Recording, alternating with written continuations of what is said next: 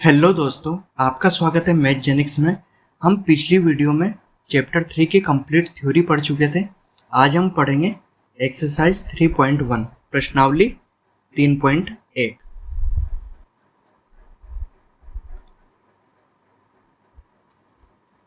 पहला क्वेश्चन है, यहाँ कुछ आकृतियाँ दी गई है। यहाँ पे 8 आकृतियाँ दी गई है।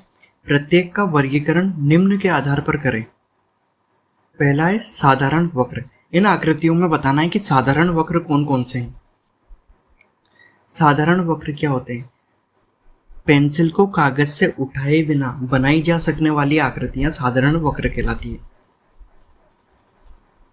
तो हम देखते हैं इन 8 आकृतियों में पहली आकृति साधारण वक्र है, दूसरी भी है, तीसरी नहीं है, चौथी नहीं है, पांचवी साधारण वक्र है, छठी भी है, सातवीं भी है, आठवीं साधारण वक्र नहीं है। तो हमारा आंसर हो जाएगा पहला, दूसरा, पांचवा, छठा और सातवां। अब देखते हैं साधारण बंद वक्र। एक तो होता है साधारण खुला वक्र और एक होता है साधारण बंद वक्र।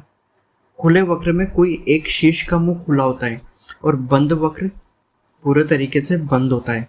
तो हम देखेंगे कि पहला बंद वक्र है, दूसरा भी बंद वक्र है, तीसरा साधारण वक्र नहीं है, चौथा साधारण वक्र नहीं है, पांचवा भी साधारण बंद वक्र है, छठा भी साधारण बंद वक्र है, सातवां भी है, आठवां साधारण वक्र नहीं है। तो इसमें भी सेम वैसा ही आंसर हो जाएगा पहला, दूसरा, पांचवा, छठा और सातवां। तीसरा देखते हैं बहुभुज। बहुभुज क्या होता है? रेखाखंडों से बनी हुई बंद आकृति बहुभुज कहलाती है।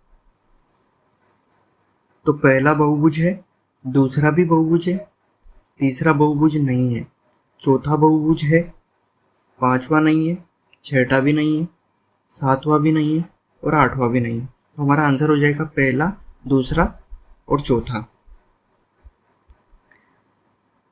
डी वाला है उत्तल बहुभुज कौन कौन से हैं? उत्तल बहुभुज क्या होते हैं? जिसके सभी शीर्ष बाहर की ओर इंगित करते हैं। पहले में हम देखते हैं कि 4 शीर्ष तो बाहर की ओर इंगित कर रहे हैं, लेकिन एक शीर्ष अंदर की ओर इंगित कर रहा है, तो ये एक अवतल बहुभुज होगा।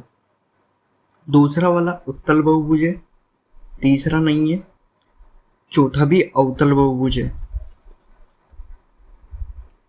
पांचवा भी नहीं है, छठा भी नहीं है, सातवां भी नहीं है और आठवां भी नहीं है। तो हमारा आंसर हो जाएगा ओनली दूसरा वाला। ई है अवतल बहुभुज। अवतल बहुभुज कौन कौन से? पहला और चौथा, ये दोनों अवतल बहुभुज।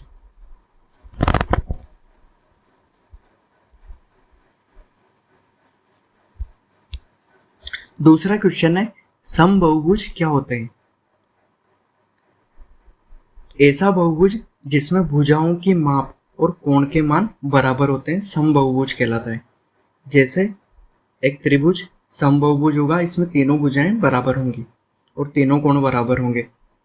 एक वर्ग समबहुभुज होगा क्योंकि इसमें चारों भुजाएं और चारों कोण बराबर होते हैं। एक समचतुर्भुज भी बहुभुज होगा।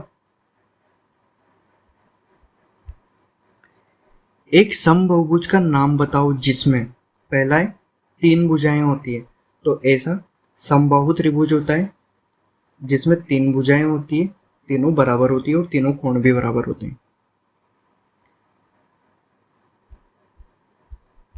जिसमें 4 भुजाएं होती है, वर्ग होता है, इसमें 4 भुजाएं होती है और चारों बराबर होती है, ये एक समबहुभुज होता है। जिसमें 6 भुजाएं होती है, समषट्भुज।